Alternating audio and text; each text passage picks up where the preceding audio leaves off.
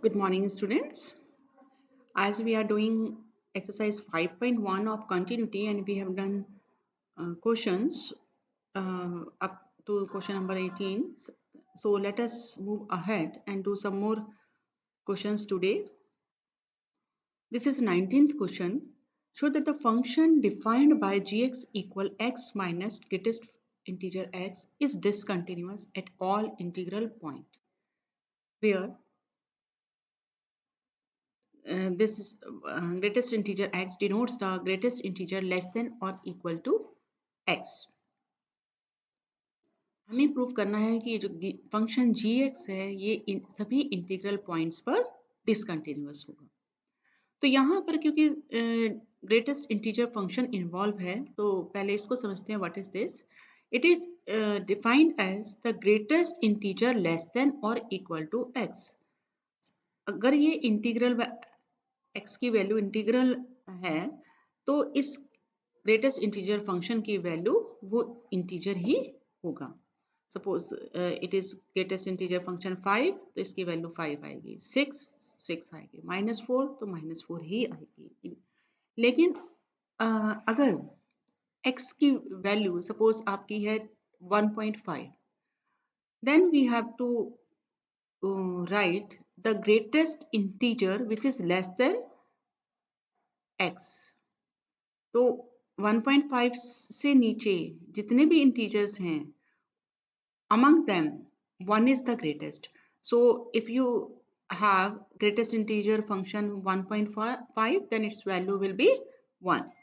इसी तरह से suppose it is -2.3 तो -2.3 के केस में आपका ग्रेटेस्ट इंटीजर फंक्शन की वैल्यू क्या होगी? -3, क्योंकि -2.3 से लेस जितने भी पॉइंट्स हैं among them the greatest one is -3. So let us prove this function that it is discontinuous at all integral points. Now suppose n is any integer. पहले हम इंटीग्रल हमने ले लिया n, then gn will be equal to n minus greatest integer n, and since n is integer so its value is n, so it becomes n minus n, that is 0. Now the left hand limit of g at x equal to n, limit gx x approaches n from the left is equal to gx will be replaced by x minus greatest integer x. Now to separate them using the algebra of limits, it becomes limit as x approaches n from left minus limit greatest integer function x approaches n from left.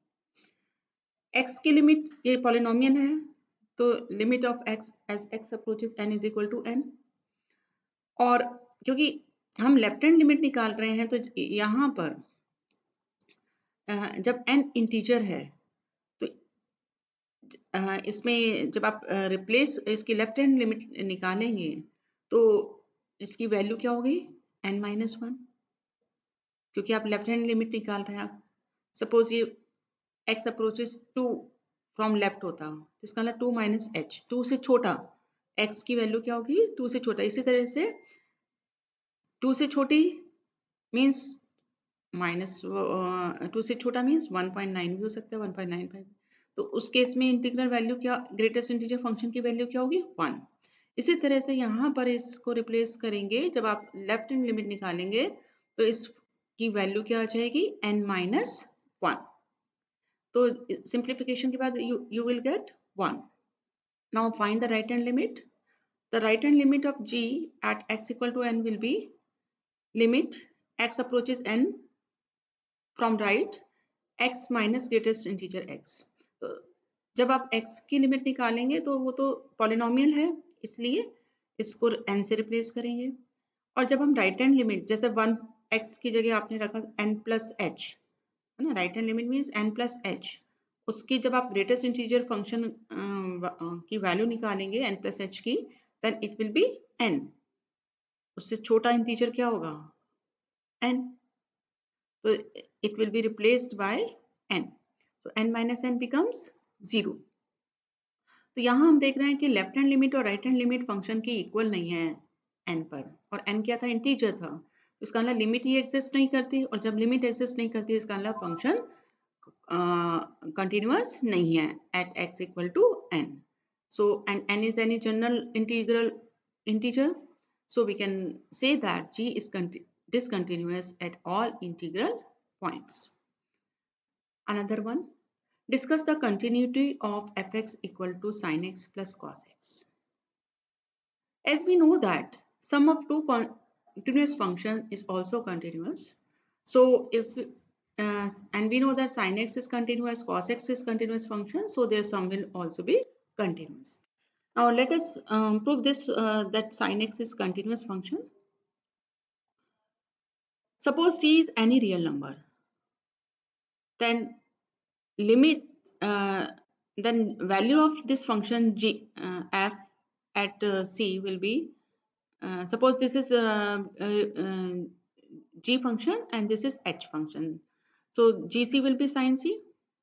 So limit x approaches c, gx is equal to limit x approaches c sin x, that is sin c plus h, and h tends to 0. And here we can use the formula for sin x plus y. So we get sin c cos h plus cos c sin h. Now put the limit h tends to 0. So cos 0 is 1 and sin 0 is 0. So the second term will be 0, and from the first term you get sin c. So the limit is sin c and the value of the function is also sin c. So we can say that this function, sine function, is a continuous function. Similarly, we can prove that cos function is continuous function. So let us hx is equal to cos x. So cos hc will be equal to cos c, and hc is equal to cos c. And when we find the limit of hx as x approaches c is equal to limit h tends to 0 cos c plus h. We can apply the formula of cos a plus b. So it becomes cos c cos h minus sin c sin h. Now put limit h tends to 0.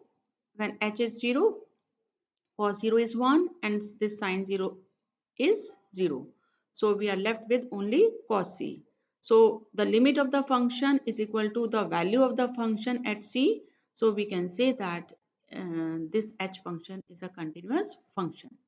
And since fx is sum of two continuous functions sin x and cos x, so it is also a continuous function. That's all for today. Thank you.